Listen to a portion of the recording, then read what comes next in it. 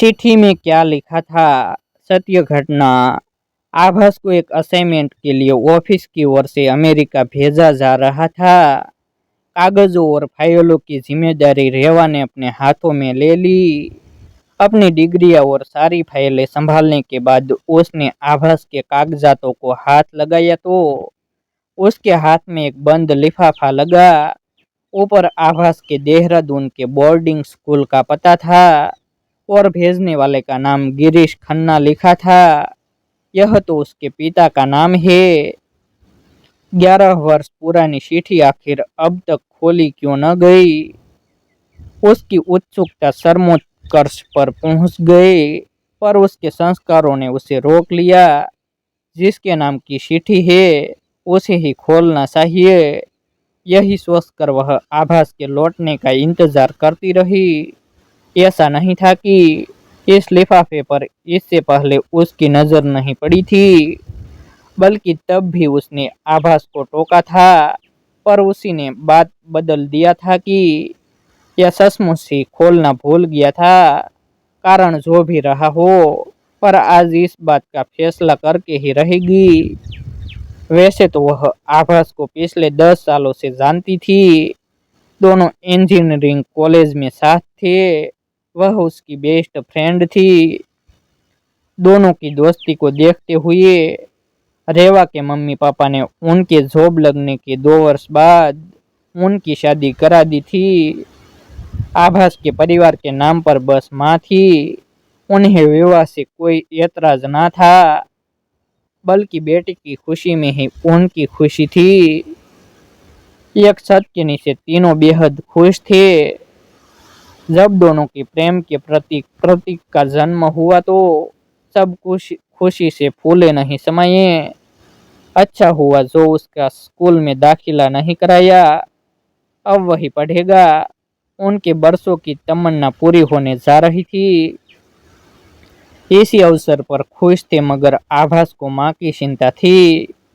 जब रेवा के माता पिता ने जाने की खबर सुनी तो उनकी जिम्मेदारी अपने सिर ले ली।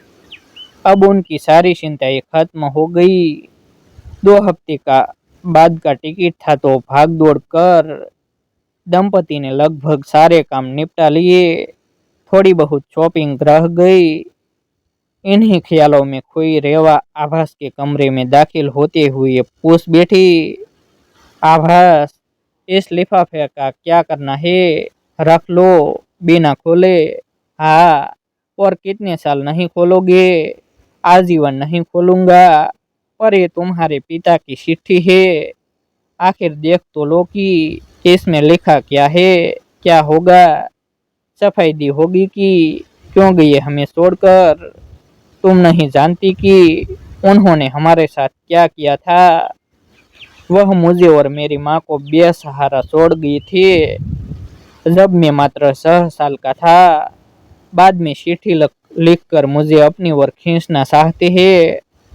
इसे पढ़कर कहीं मैं पसीज गया तो तुम क्या अंतर्यामी हो जो पढ़े बिना ही जान लिया? पिता होकर पिता का दर्द नहीं समझोगे तो कौन समझेगा?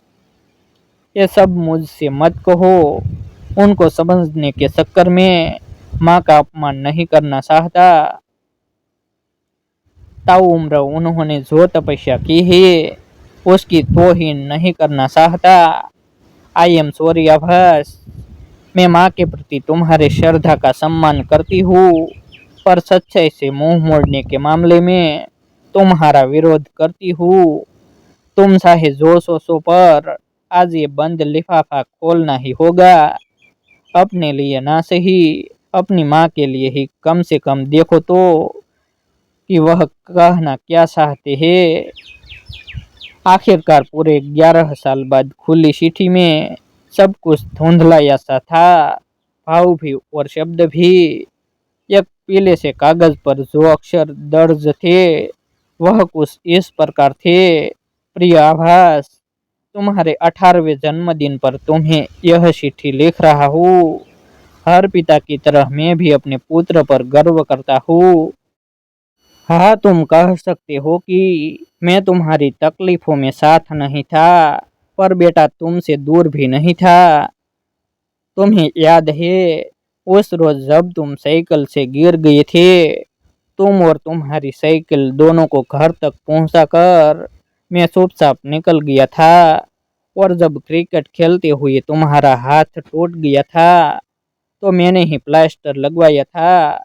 हाँ, वो लॉन्ग कोट वाले अंकल जो हर परेशानी में ओह नो आभस बुदबुदाया। हाँ, सही पहचाना, वही लॉन्ग कोट वाले अंकल जो तुम्हें दूर से ही बढ़ते देख रहे थे। याद है तुम्हें जब तुम्हारे इंजीनियरिंग प्रवेश परीक्षा रिजल्ट आया तो मैं बुरी तरह से नासा था। बस तुम्हारी माँ का सामना करने का साहस नहीं था, या शायद करना ही नहीं चाहता था। दरअसल मैं और सुधा दूसरों के द्वारा तय किए रिश्ते से बंधे थे। दोनों एक दूसरे के विपरीत स्वभाव वाले, पर एक बात में बिल्कुल एक से थे। हमें टूटना गवारा था पर झुकना नहीं। हम एक दूसरे को बदलने में लगे थे, एक दूसरे को स्वीकार ही नहीं कर पा रहे थे। इसीलिए हम आपसी सहमति से अलग हो गए। यकीन मानो उस वक्त यही सही लगा था। मैं जानता हूँ कि मैंने तुमसे तुम्हारा बचपन छीना है, इस नाते मैं तुम्हारा अपराधी हूँ। पर मुझे पता है कि सुधा ने तुम्हें बहुत अच्छे संस्कार दिए हैं। हम साथ होते तो आपसी कलह के कारण तुम्हें ठीक से बड़ा नहीं कर पाते, लड़ते झगड़ते ही रह जाते और तुम पर इसका बहुत बुरा असर पड़ा होता। जो हो गया उससे तो बदला नहीं जा सकता। पर मैं एक बार तुमसे मिलना चाहता हूँ। तुम जब चाहो आ जाओ। तुम्हारे स्कूल के सामने ही मैंने सेवक होम नामक वृद्धाश्रम खोला है। वहाँ अपने जैसे कई बेघर साथियों के साथ मजे में रहता हूँ। वृद्धाश्रम के नजदीक ही तुम्हारी माँ के पसंद को ध्यान में रखते हुए उसके लिए एक छोटा सा घर बनवाया है। हो सके तो उसे उस घर को स्वीकार करने के लिए मना लेना। अगर वह मुझसे मिलने या देखने की इच्छा जाहिर करे तो वृद्धाश्रम ले आना। पता नहीं क्यों मेरा दिल कहता है कि कभी ना कभी तुम मुझे देखने जरूर आओगे। एक बार मिलने की उत्कंठा में प्रतीक्षारत तुम्हारा पिता गिरीश खन्ना। रेवा जोर जोर से चिट्ठी पढ़े जा रही थी, जिसके आखिरी शब्द जब सुधा के कानों में पड़े तो उससे रहा ना गया।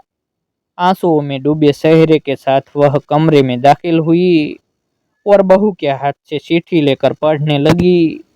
हर शब्द सीधे कलेजे में उतर रहे थे। वर्षों के जज्ब आंसुओं ने जैसे सैलाब लगा ला दिया था। बेटे से माँ की हालत देखी ना गई तो बिना कुछ बोले ही कार स्टार्ट किया और सह परिवार सेवक होम पहुंच गया। मुश्किल से आधा घंटा लगा।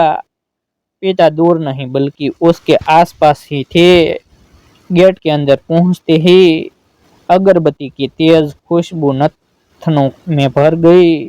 शोक संतप्त शहरों की भीड़ लगी थी, जिसे देख सुधा का मन किसी अनहोनी की आशंका से विचलित हो उठा। भागकर मृतक के नजदीक जा पहुंची, चेहरे से चादर हटाया तो देखते ही मूर्छित हो गई। हाँ, बंद लिफाफा खोलने में बहुत देर हो गई थी। गिरीश ने तो फिर भी अपने दिल की बातें चिट्ठी में लिख दी थी, पर सुधा को वह मौका भी नहीं मिला। आभास ने माँ को सीने से लगाया तो वह फक फक पड़ी। होने को कौन टाल सकता है? आखिर मृत्यु तो एक शाश्वत सत्य है, जिसे सभी को स्वीकारना ही पड़ता है। आभास ने पूरी श्रद्धा से पिता का अंतिम संस्कार किया, माँ को उनके नए घर में शिफ्ट कर दिया तथा सास ससुर को माँ के स्वास्थ्य संबंधित सभी जरूरी बातें बताकर फ्लाइट में बैठ गया। पूरे 12 घंटे की फ्लाइट थी।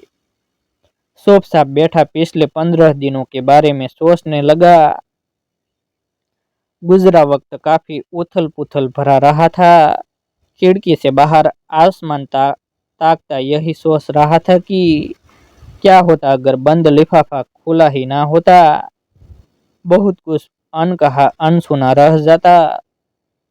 अच्छा ही हुआ जो रेवा ने लिफाफा खोल दिया। उसके साथ ही उसके मन की गांठ भी खुल गई थी। सच ही कहा गया है कि एक कामयाब व्यक्ति के पीछे स्त्री का हाथ होता है।